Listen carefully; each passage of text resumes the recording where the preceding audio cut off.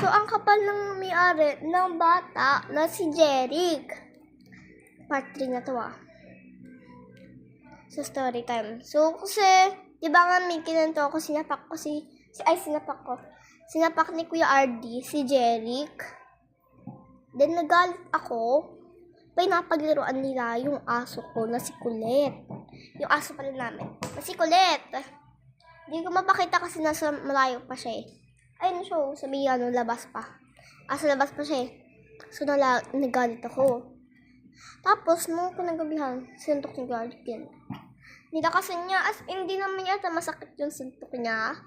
Kapag yata tinaya sa salamin, siguro, di ba di naman talaga malakas yung pagsuntok mo?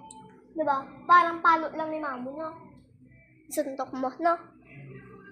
Hindi naman malakas suntok mo Kapag lalakas mo talaga, iiyak yun. Tapos dapat marami yung pasa. So, nagalit ako sa nanay. Sinabi ko, Ma'am, sorry po kasi po ganito po kasi nangyari. Pinapaglaruan po nila yung mga aso. Tapos po, hindi gigil ako dyan sa anak nyo. So, ganun ginawa ko. Ay, sorry. Bad ka. So, ayun. Nagalit si Kuya RD. So, sinapak niya. Siyempre, kapag aso, pinaprotektahan. Hindi lang dahil sa akin na sinapak niya yung bata na si Jeric.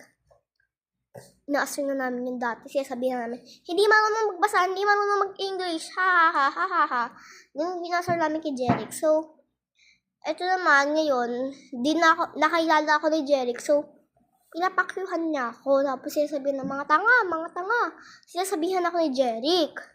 Pero, di ko lang dito sinasabi. Hindi ko lang sa kanya sinasabi. Sasapakin niya ulit Tapos, kaninang sa computeran, pumunta kami dalawa ng pinsan ko, si Arwin. Tapos nakita namin, ang daming tao kasama si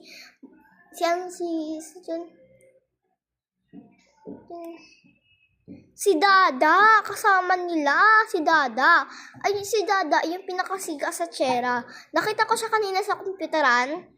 Pumunta kami ni Arwin sa computeran. So, nakita ko si Dada, tumakbo kami yung dalawa, nagkaripas kami ng takbo. Si Dada, nakita namin. Gano'n kalaki. Kasing laki mo lang yata. Liit pa na ni Dada Sagit nga siya. So, ako naman si takot-takot kay Dada. So, guys, ito nga po pala yung binili kong cake para sa mami Ano niya. ba?